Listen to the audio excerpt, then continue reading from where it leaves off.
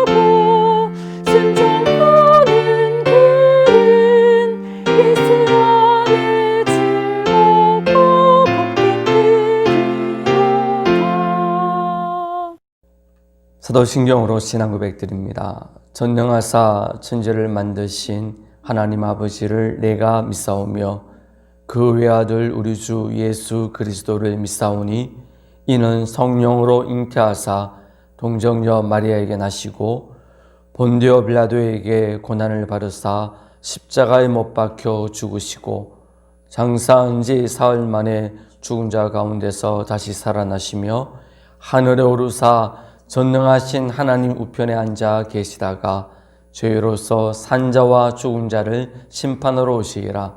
성령을 믿사오며 거룩한 공예와 성도와 소교통하는 것과 죄를 사하여 주시는 것과 몸이 다시 사는 것과 영원히 사는 것을 믿사옵나이다. 아멘. 찬송가 483장 찬양드립니다.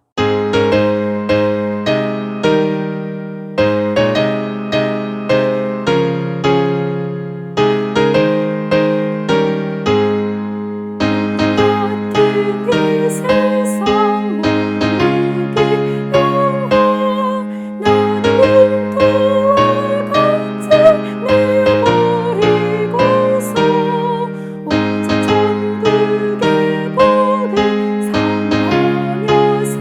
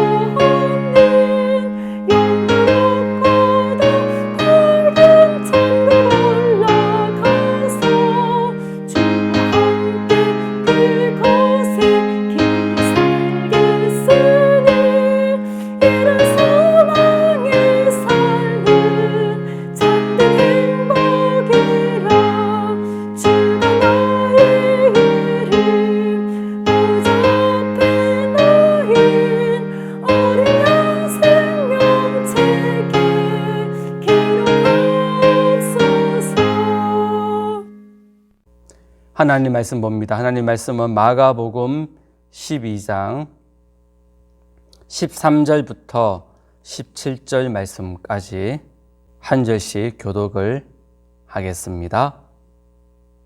그들이 예수의 말씀을 책잡으려 하여 바리새인과 헤롯 땅 중에서 사람을 보내매 와서 이르되 선생님이여 우리가 아노니 당신은 참되시고 아무도 꺼리는 일이 없으시니 이는 사람을 외모로 보지 않고 오직 진리로서 하나님의 도를 가르치심이니이다. 가이사에게 세금을 바치는 것이 옳으니까 옳지 아니하니까 우리가 바치리까 말리까 한데 예수께서 그 외식함을 아시고 이르시되 어찌하여 나를 시험하느냐 데나리온 하나를 가져다가 내게 보이라 하시니 가져왔거늘 예수께서 이르시되 이 형상과 이 글이 누구의 것이냐 이르되 가이사의 것이니이다. 이에 예수께서 이르시되 가이사의 것은 가이사에게 하나님의 것은 하나님께 바치라 하시니 그들이 예수께 대하여 매우 놀랍게 여기더라. 아멘. 하나님 아버지 감사합니다. 오늘도 이렇게 주님 앞에 나와 함께 예배드릴 수 있는 귀한 은혜 시간을 허락하여 주셔서 감사를 드립니다. 각 가정에서 예배드릴 때에 온전한 예배를 드리게 하옵시고 우리의 예배를 기쁘게 받아주시며 우리에게 놀라운 은혜를 내려주시옵기를 원합니다. 오늘 이 시간 주의 말씀을 나눕니다. 진리의 영이신 성령 하나님을 통하여 우리에게 들을 길을 허락해 주시고 우리의 마음을 옥토같이 바꾸어 주셔서 말씀이 선포되어질 때에 온전히 깨닫고 믿어지며 그 말씀을 마음에 새기고 순종할 수 있는 그런 삶을 허락해 주시고 순종할 때에 약속하신 놀라운 말씀의 열매를 허락하여 주시옵기를 원합니다. 말씀을 전하는 저를 도우시고 아버지 말씀을 바르게 증거하며 실수하지 않도록 도우시고 온전히 주님께 영광되는 귀한 시간 될 수 있도록 붙잡아 주옵소서. 예수님의 이름으로 기도드립니다. 아멘. 산헤드린 공회원들인 대제사장들과 그리고 서기관들과 장로들이 예수님을 책잡아 죽이기 위해서 헤롯 땅과 바리새파 사람들을 예수께 보냈습니다. 바리새파 사람들과 헤롯 당원들은 서로 정치적으로 하나 될 수 없고 함께 할 수 없는 사람들입니다. 왜냐하면 바리새파 사람들은 반로마주의 정치인이고 헤롯 당은 친로마주의 정치 이념을 가진 사람들입니다. 그러니 이들이 하나 될 수 없고 함께 할 수 없는 것이죠. 그런데 이들이 예수께 와서 이런 질문합니다. 본문 14절 15절 말씀입니다. 와서 이르되 선생님이여 우리가 아노니 당신은 참되시고 아무도 꺼리는 일이 없으시니 이는 사람을 외모로 보지 않고 오직 진리로서 하나님의 도를 가르치심이니이다. 가이사에게 세금을 바치는 것이 옳으니까 옳지 아니하니까 우리가 바치리까 말리까 한데 예수께서 그 외식함을 아시고 이르시되 어찌하여 나를 시험하느냐 데나리온 하나를 가져다가 내게 보이라 하시니. 즉 무슨 질문하고 있는 겁니까? 가이사에게 로마 황제에게 로마 정부에게 세금을 바치는 것이 옳습니까? 옳지 않습니까? 바칠까요? 말까요? 이런 질문을 하고 있는 것이지요.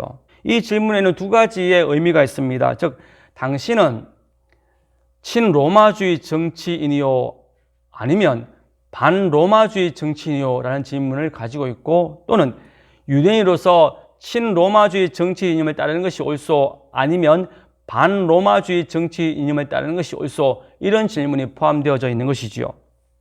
이들의 질문을 오늘날로 적용해 보면 이렇게 바꾸어서 이해할 수 있습니다. 진보와 보수 측의 사람들이 와서 또는 좌파와 우파의 사람들이 함께 와서 예수께 당신은 좌파입니까? 우파입니까? 보수입니까? 또는 진보입니까? 라고 묻는 것과 같습니다. 또는 기독교인으로서 좌파를 따르는 것이 옳습니까? 우파를 따르는 것이 옳습니까? 보수를 따르는 것이 옳습니까? 진보를 따르는 것이 옳습니까? 라고 묻는 것과 같습니다. 예수께 한 이 질문이 오늘날에도 우리 기독교인들을 향해서 물을 때가 있다는 것입니다. 교회를 향해서 묻기도 하고 목회자를 향하여 묻기도 하지요. 즉 목사님 보수입니까? 진보입니까? 좌파입니까? 우파입니까? 섬기는 교회와 교단이 보수입니까? 진보입니까? 좌파입니까? 우파입니까? 실제로 정치적인 성향을 나타내는 목회자들, 신학자들, 성도들, 교회 공동체가 있습니다. 진보적인 정치 성향을 나타내는 그런 교회와 그리고 성도들과 목회자들과 신학자들 있죠. 그 대표적인 예가 해방 신학을 주장하는 그런 목회자들 그리고 신학자들 교회이지요. 반대로 보수적이고 우파적인 정치 이념을 나타내는 그런 교회와 목회자들과 신학자들과 성도들도 있습니다. 이들은 좌파적인 정치 발언을 하고 행동을 하고 또는 우파적인 정치 발언을 하고 행동을 합니다. 그런데 교회와 기독교와 목회자와 신학자와 성도가 이처럼 세상적 정치 이념이나 사상을 나타내고 세상적인 정치 이념과 사상에 얽매여 살아가는 것이 옳을까요? 어떤 정치 성향을 가지고 있습니까? 예수님 당신은 지금 친로마주의 정치 이념을 가지고 있습니까? 반로마적인 정치 이념을 가지고 있습니까? 라고 질문하는 이 질문에 마가복음 12장 17절에서 예수님이 이렇게 답하셨습니다. 이에 예수께서 이르시되 가이사의 것은 가이사에게 하나님의 것은 하나님께 바치라 하시니 그들이 예수께 대하여 매우 놀랍게 여기더라. 가이사의 것은 가이사에게 하나님의 것은 하나님께 바치라 이 말씀은 대단히 애매하게 보이는 대답입니다. 너희 중에 만약에 가이사의 것이 있다면 바치고 그리고 하나님의 것이 있다면 하나님께 바치라 이 말씀이잖아요. 그러면 이 말씀은 또 어떤 말씀입니까? 만약에 너희가 생활하다가 가이사의 것이 없다면 안 바쳐도 된다는 말씀이지요. 바쳐도 되고 안 바쳐도 된다는 겁니다. 이렇게 애매하게 하신 말씀이 곧 무엇을 의미하냐면 하나님의 백성들은 이런 반로마주의 정치 이념이나 친로마주의 정치 이념에 얽매여 살아서는 안 된다라는 것입니다. 실제로 예수님이 그러하셨습니다. 예수님은 3년간 공생의 기간을 사시면서 반로마적인 정치 활동이나 정치 이념을 한 적도 없습니다. 유대인들이 예수님을 빌라도에게 고발할 때에 누가복음 23장 2절에서 그분이 반로마적인 정치 활동을 했다라고 고발했습니다. 제가 읽어드리죠. 고발하 이르되 우리가 이 사람을 보매 우리 백성을 미혹하고 가이사에게 세금을 바치는 것을 금하며 자칭 왕 그리스도라 하더이다.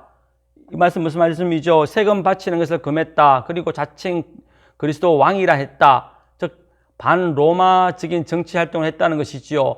이걸 가지고 고발했습니다. 그 고발을 들었던 빌라도가 1차적으로 조사한 이후에 누가복음 23장 4절에서 이렇게 말했습니다.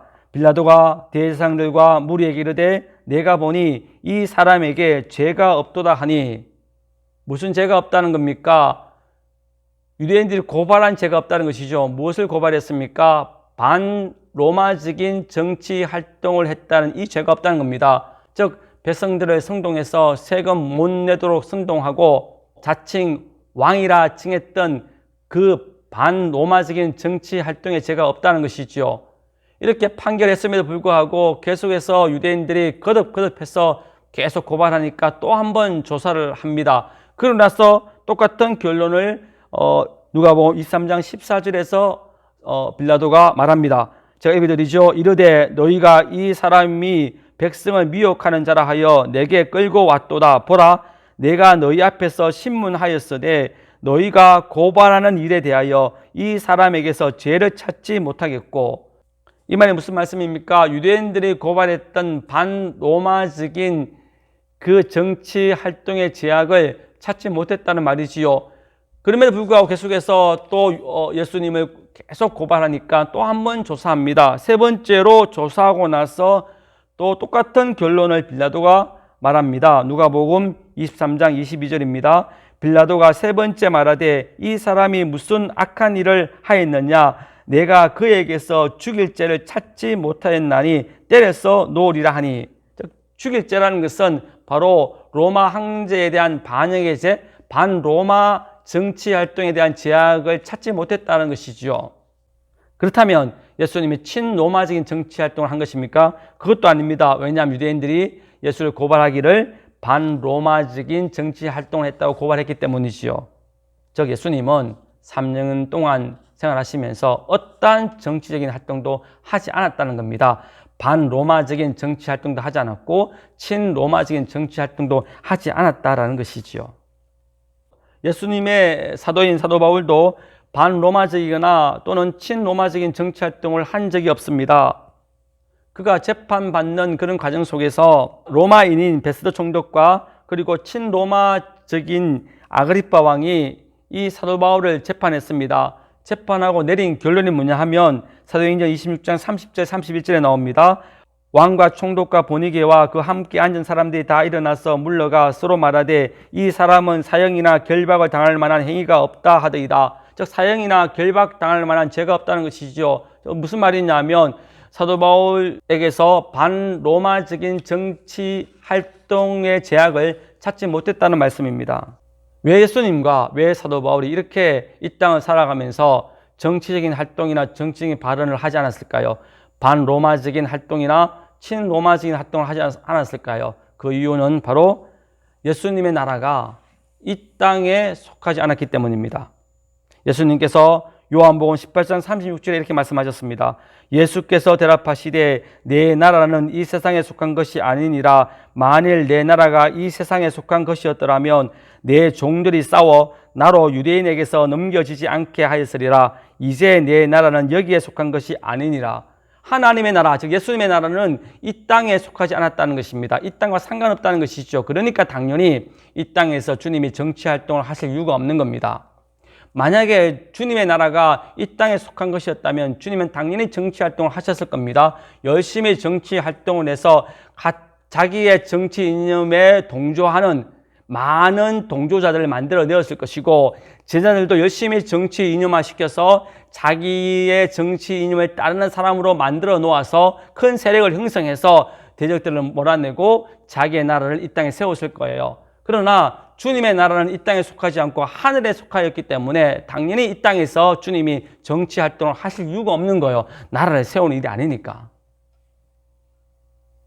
사도 바울도 마찬가지입니다. 사도 바울이 왜 열심히 전도하면서 왜 어떠한 정치 활동도 하지 않았냐면 그의 나라가 이 땅에 속하지 않고 하늘에 속했다라고 확신하고 있었기 때문이지요. 빌립보서 3장 20절 말씀입니다. 그러나 우리의 시민권은 하늘에 있는지라 거기로부터 구원자 곧 주 예수 그리스도를 기다리노니. 즉 사도 바울이 뭐라고 말합니까? 우리의 시민권은 하늘에 있다. 이 말은 무슨 말이죠? 우리의 나라는 하늘에 있다, 천국에 있다는 것이죠. 사도 바울의 나라도 하늘에 있다, 저 천국에 있다라고 생각하고 있기 때문에 이 땅에서 정치 활동을 하지 않았다라는 것입니다. 사랑하는 성도 여러분, 우리의 나라 또한 이 땅에 속하지 않고 하늘에 속하였기 때문에 기독교나 교회가 목회자나 성도가 그러한 정치적인 이념, 좌파나 우파나 보수나 진보 같은 정치적인 활동을 하여서는 안 된다는 것입니다. 또한 우리가 정치 활동을 해서는 안 되는 이유가 무엇이냐면 로마서 13장 1절에서 이렇게 말씀하고 있기 때문입니다.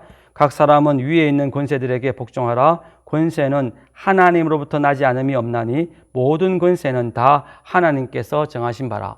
모든 권세에 복종하라는 말씀이지요. 이 말은 무조건 다 복종하는 말의 의미가 아니라 모든 권세에 복종하라는 말은 우리로 하여금 어떠한 정치 이념으로 사로잡혀 살아서는 안 된다라는 겁니다. 그렇잖아요.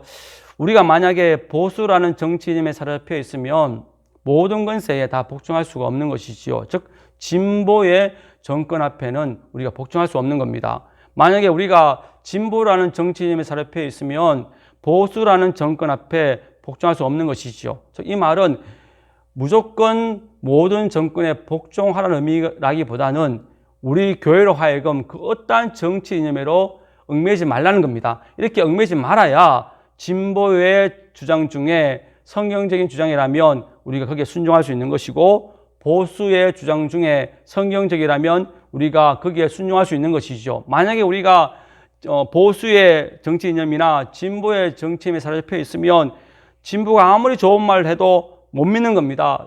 보수가 아무리 좋은 말 해도 못 믿는 겁니다. 그러니 당연히 아무리 좋은 말 해도 그게 다 불순종할 수밖에 없는 것이죠. 안 따릅니다. 그러기에 교회로 하여금 모든 권세에 복종하는 말은 정치즘에 얽매이지 말고 그들의 주장 중에 성경적이라면 복종하라는 것이죠. 그렇게 되기 위해서는 우리가 정치적인 어떤 이념에 사로잡혀 살지 말아야 됩니다. 베드로전서 2장 13절에서도 동일하게 말씀합니다. 인간의 모든 제도를 주를 위하여 순종하되 혹은 위에 있는 왕이나 인간의 모든 제도가 무엇입니까? 보수나 우파나 또는 진보나 그런 좌파가 만들어 놓은 모든 제도가 다 포함되어 있는 것이지요. 그 제도 중에도 성경적인 제도도 있다는 겁니다. 그런데 우리가 만약에 진보나 또는 좌파 또는 보수나 우파의 정치인이 사로잡혀 있으면 진보나 좌파가 만들어 놓은 제도는 다 못 믿는 거예요. 안 따르는 겁니다. 왜요? 그거는 내가 따르고 있는 보수의 정치인과는 반대되는 것이니까 무조건 거부하게 되어 있습니다. 반대로 우리가 좌파와 또 진보에 사로잡혀 있다면 보수나 또는 우파가 만들어 놓은 제도를 믿지 못하고 안 따릅니다. 그런데 모든 제도에 복종하는 이 말씀에 우리가 순종하기 위해서는 우리가 좌파나 우파의 정치 이념이나 진보나 보수의 정치 이념에 안 사로잡혀 있어야 우리 거기에 복종할 수 있는 것이죠.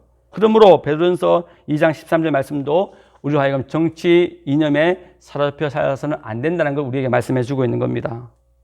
이처럼 기독교나 교회와 목회자나 신학자나 성도는 우리의 나라가 이 땅에 속하여 있지 않기 때문에, 그리고 예수님도 사도 바울도 이 땅에 있었을 때에 어떠한 정치적인 활동이나 정치적인 발언을 하시거나 정치 이념에 사로잡혀 살지 않았기 때문에, 또 성경이 우리에게 세상의 모든 정치 이념이나 그리고 정치의 제도에 대해서 순종하라 말씀하셨기 때문에 우리는 이 땅의 정치 이념에 사로잡혀 살아서는 안 됩니다.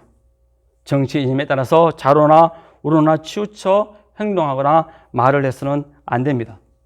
이런 점에서 보면 진보적인 정치 이념에 사로잡힌 민중신학이나 해방신학은 잘못된 것이죠. 반대로 보수주의나 우파와 같은 정치 성향을 띠고 있는 그런 교회나 그러한 기독교도 잘못된 것이죠. 교회 안에서는 진보나 보수로 나누어져서는 안 됩니다. 어떠한 정치 이념에 사로잡혀 있어서도 안 됩니다. 왜 교회가 정치 이념에 사로잡혀 살아서는 안 되냐면, 우리 교회가 정치 이념에 사로잡히게 되어지면 결국은 교회가 하나 되어질 수가 없기 때문이지요. 교회 안에 보수와 진보의 정치 이념 때문에 서로 나누어질 수 있기 때문입니다. 또한 교회가 정치화되어지면 우리의 주 임무인 전도에 큰 방해를 받기 때문입니다. 만약에 교회가 보수적인 면이 강해지면 우리는 진보적인 사람들에게 복음을 전할 수가 없습니다. 반대로 교회가 진보적인 색채가 강해지면 우리는 보수적인 사람에게 복음을 전할 수가 없습니다. 그러기에 교회는 전도를 방해받지 않기 위해서, 또 교회는 서로 하나 되기 위해서는 정치 이념을 다 내려놓아야 됩니다. 모든 성도들은 진보나 좌파의 정치 이념이 아니라 오로지 진리의 말씀인 성경 안에 하나 되어져야 됩니다. 성경 말씀만 붙잡고 우리는 살아가야 됩니다. 또 성경 말씀만 우리는 전해야 됩니다. 그럴 때 교회는 온전한 모습으로 세워질 수 있고 귀한 모습으로 주님께 칭찬받게 되어질 것입니다. 그러한 교회가 되어지기를 주님의 이름으로 축원드립니다. 기도드립니다. 하나님 아버지 감사합니다. 오늘도 하나님께서 우리에게 말씀해 주시고 오늘 말씀에 묵상할 수 있는 은혜를 허락해 주셔서 감사합니다. 주님, 오늘 말씀을 기억하고 교회가 그 어떠한 정치 이념에 사로잡히지 않게 도와주시고 온전히 주님 보시기에 아름다운 교회로 쓰게 하옵시며 복음만을 외치고 복음 안에만 살고 복음에만 순종할 수 있는 우리가 될 수 있도록 도와주옵소서. 예수님의 이름으로 기도드립니다. 아멘. 하늘에 계신 우리 아버지여, 이름이 거룩히 여김을 받으시오며 나라가 임하옵시며 뜻이 하늘에서 이룬같이 땅에서도 이루어지이다. 오늘날 우리에게 일용할 양식을 주옵시고 우리가 우리에게 죄 지은 자를 사하여 준 것 같이 우리 죄를 사하여 주옵시고 우리를 시험에 들게 하지 마옵시고 다만 악에서 구하옵소서. 대개 나라와 근세와 영광이 아버지께 영원히 있사옵나이다. 아멘.